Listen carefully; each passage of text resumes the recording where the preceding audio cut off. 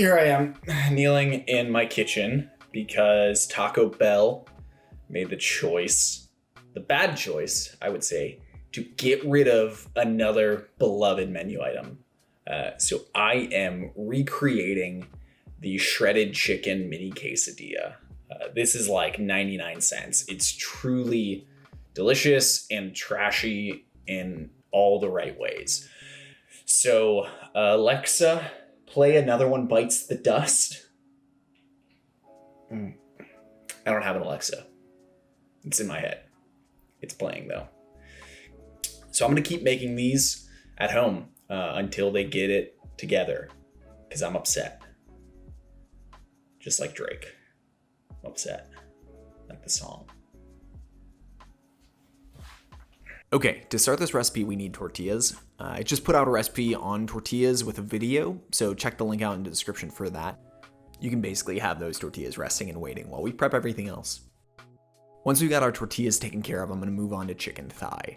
We're gonna braise this. I've seen people do shredded chicken breast. Every time I've had shredded chicken breast, it has been dry and chalky, and thigh is just so much more delicious and fatty and good.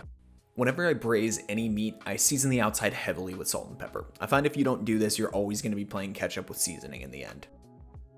I've got a Dutch oven preheating over medium heat that I'm going to put the chicken thighs into. I put enough oil to coat the bottom of the pan and then put those suckers in. Those are going to sit until a nice crust forms. Depending on your heat, it's going to take some time. I'm going to crowd this pan, not something I usually would do, but it kind of doesn't matter because this is all going to fall apart and get tender. I just want a good color on the outside. After the crust is set, we can give those a flip and brown them on the other side as well. We don't need to finish cooking these now. Once both sides are brown, we can take them out of the pan and start building the sauce that we're going to braise the chicken in. Chicken thigh is so forgiving that you can kind of get away with anything flavor-wise.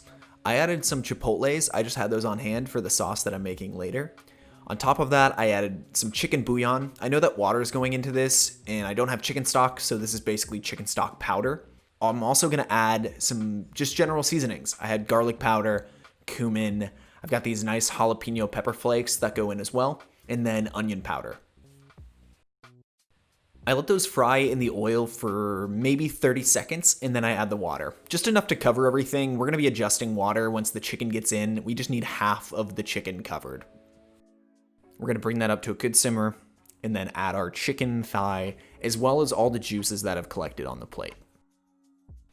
Also, I add soy sauce to basically any braise I make. It's got a good base, it's a nice flavor, and it helps deepen anything. It makes it a little bit darker and a little bit more delicious.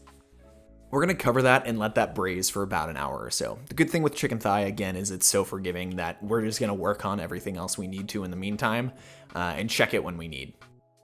The main things you need to do while the chicken is braising is whip up a batch of the Taco Bell sauce. This is a Chipotle ranch type sauce. It's delicious, it's good, it's smoky. I've made this in another video, so I'll put the recipe down below and link to that video as well. We also need a good pile of shredded cheese. This is Colby Jack and some smoked cheddar. I like that kind of smokiness and I had it around.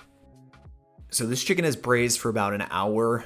It kind of went past an hour, but again, that's not gonna matter too much. We're gonna take that out, let it rest so you can use your hands to shred it. And I just go through and pick it apart, shred it.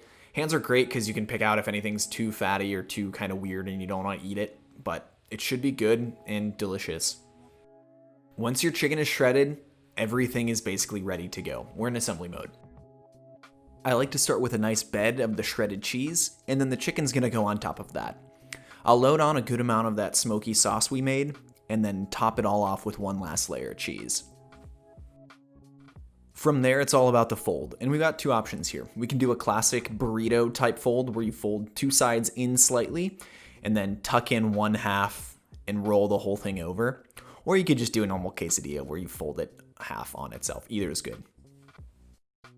If you go the more Taco Bell burrito way, you'll have a seam here, and we're gonna put that side in the pan first. It'll kind of seal the whole thing together. I've got my cast iron pan heating over medium heat, and I actually apply a thin layer of oil to this. I find that gives a nice crispy brown outside that we're looking for. When it's ready, flip it and cook it on the other side until it's nice and brown as well. Nothing really needs to be cooked, you just want it good and melty. I'm slicing this in half to get a nice cross section, but tell me that doesn't look amazing. I am recording this audio and I want to eat this so bad. I wish I had them around. These are seriously absurdly delicious. Look at that good cheese pool. They are creamy and crunchy and spicy and everything Taco Bell should be providing to you. So promise these are worth making. Thank you so much for watching this video. I really appreciate you being here. If you want to support this channel, go ahead and subscribe. I also have a website now. It's just CameronMarty.com. Go there and check out. I have written recipes and techniques and just more information about me. So thanks for being here.